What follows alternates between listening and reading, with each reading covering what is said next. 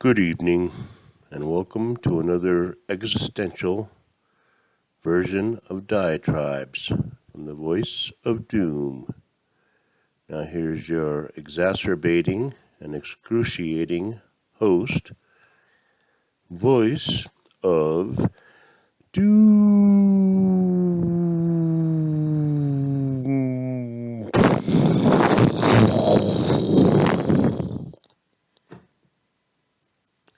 Good evening.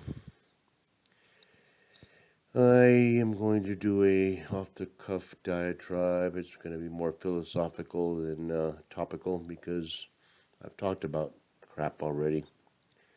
Having a fume blanc tonight, and I've had a few already, so I'm a little bit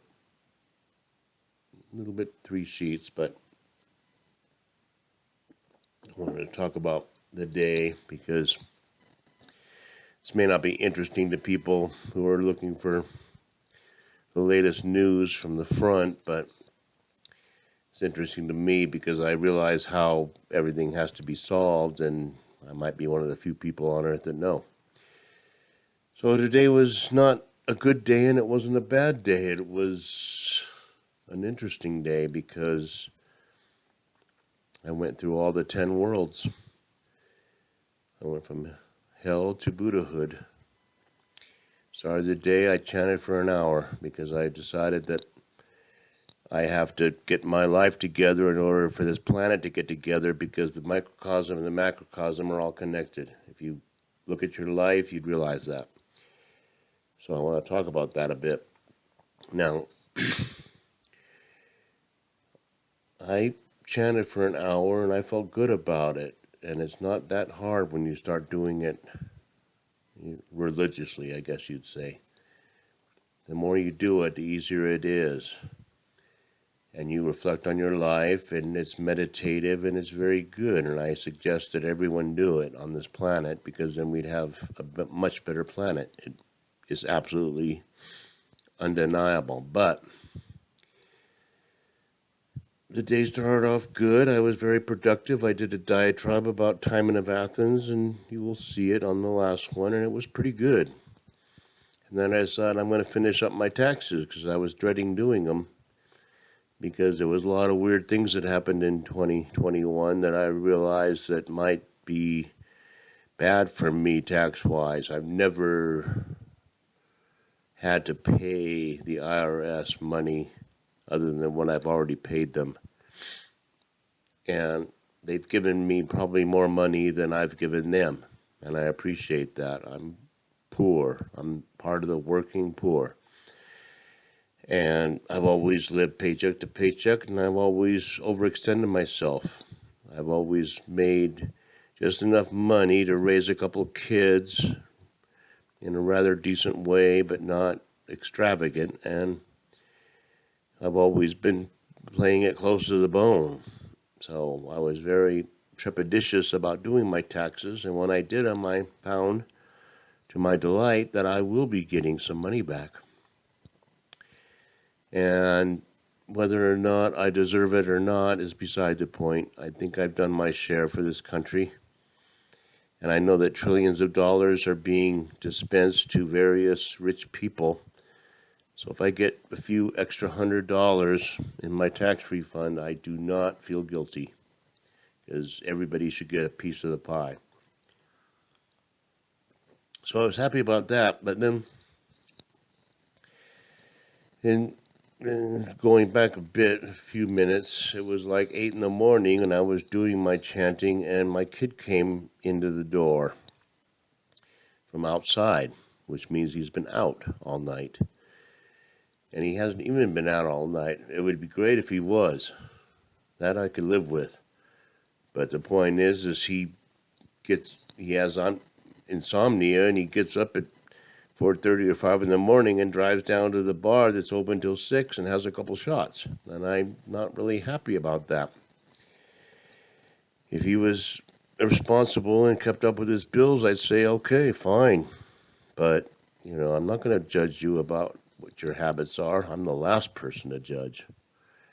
But I don't like it when I need money from him and he doesn't have it, and he's saying he's paying his bills. And I find out he's not even paying his bills. He's just spending his entire paycheck, and he's a full-time worker, and he gets tips. So he makes plenty of money to support himself and to pay for his room and board and his car payment and his phone. But he doesn't. He spends it all on what he wants to spend it on. And I got mad, and I said some terrible things. I said awful things that I would never want my father to say to me. But he is not like me. He is resilient in the fact that he doesn't think about things in a personal way because he's high functioning, autistic. And unless you live with someone like that, you don't know anything about it. And plenty of people are living with it. It's a perfectly normal human being that can't comprehend certain mores of society. They want what they want, and they want it now, and that's the way it is, and everything else can go by the wayside until you get yourself into a bind. And I will blame, to a certain extent, the financial institutions that make it possible for a person that's very young to get in debt for life. They make it very possible because you start out very strong and you're like, I pay my bills, I'm very up on everything, I'm 17, 18, 19, I'm making a little bit of money, I'm paying my credit card and something. They give you so much credit that you spend it all and you become a slave. So I have no mercy for them. He's ruined that, and I don't care. He's maxed himself out on every credit card, and he'll never pay them back. But I find out he's not paying for his car or anything else, and that makes me pretty pissed. And so I got pissed, and I said some horrible things.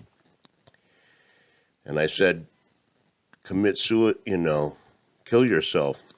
Now, for a father to say that to his son is pretty bad. I didn't feel good about it. I felt very bad about it. And yet, when you're with a person like that,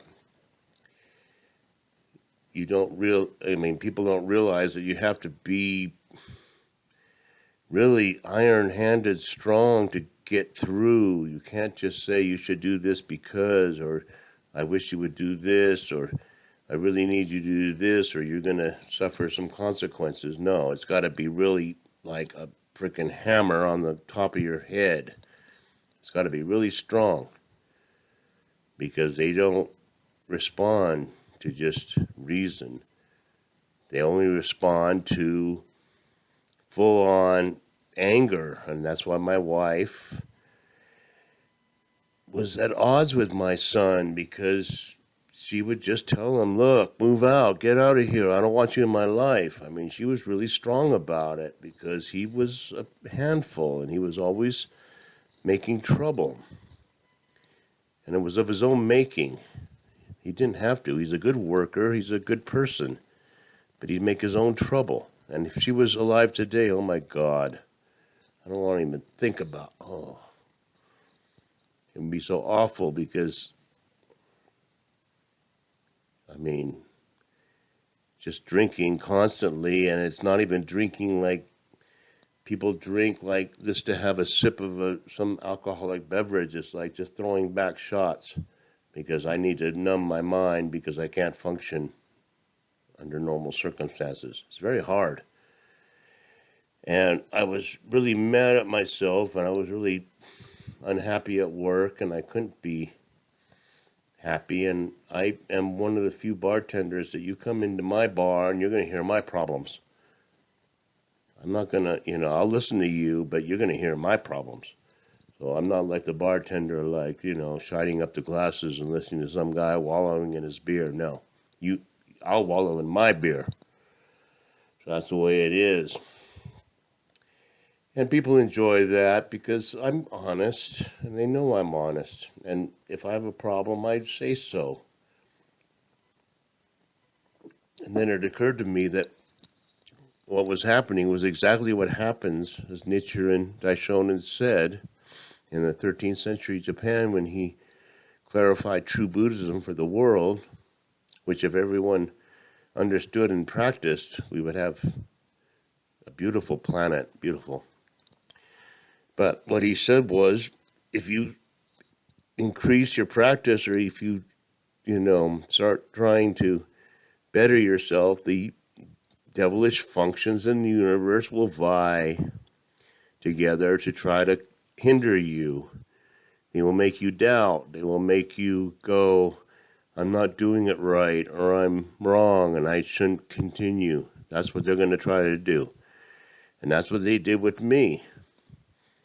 So you see how the 10 worlds, hell, hunger, animality. I mean, I wasn't in hell, but hunger, yes, I want more. Animality, yes. People from above might be working against me, and I may be animalistic. Who knows? Humanity, yes, I live in the world of humans. Heaven, I find out I'm getting a pretty decent tax return. And then back to, more of anger because my kid is pissing me off. So that's a microcosm of my life in a nutshell. And the microcosm is the macrocosm, and if we don't all work together to improve ourselves, which I'm trying to do, and I'm halfway there. I have enough money in the bank to pay whatever checks I've written out. And since I found out that I'm going to get a decent return, I had a little shot in the arm thinking, all right, I'll maybe go win some money. No, I lost it. But I don't really give a crap. As long as I can get enough gas to get to work, I can make more money. But the problem is that I got to improve, and everybody does. That's the way existential existence is on this planet. If you realize the truth, we're all connected.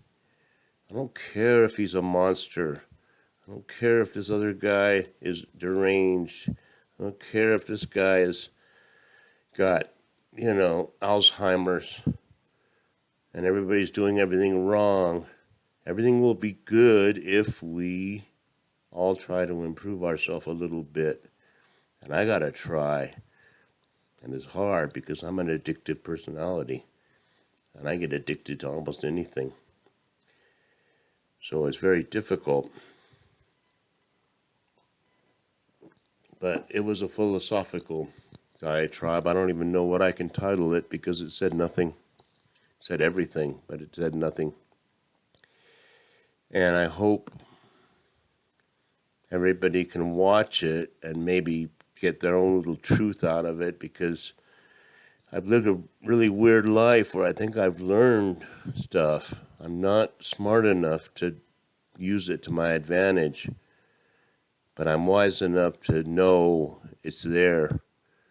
I'm very confident about my next lifetime. I think I'm going to shuffle off this mortal coil in about 60 years, and I'll be able to say I can move on to something better. Maybe really do good for some, life system in some other, time-space continuum. Because I don't think about things in terms of, a straight line. You can just be almost anything, and I like to think that there's justice in the universe. This is a hard concept to think about because a lot of, religions, like you're going to suffer in the lake of fire, you're going to have eternal pain for forever. And it's like, well, you know how long forever is? I'm going to be in pain forever? That's just not plausible to me, okay? When you talk about punishment and reward, it's like you got to have some justice. There's got to be somewhere. And it may not be on this planet right now, and I know it's not, because people get away with murder. The elites get away with everything, and the poor And the poor working class people like me fuck up. And I'll leave it at that. It's 15 minutes. I think I said enough. And I probably said nothing. Maybe I said something. So I'll bid you adieu, and next time we'll have more.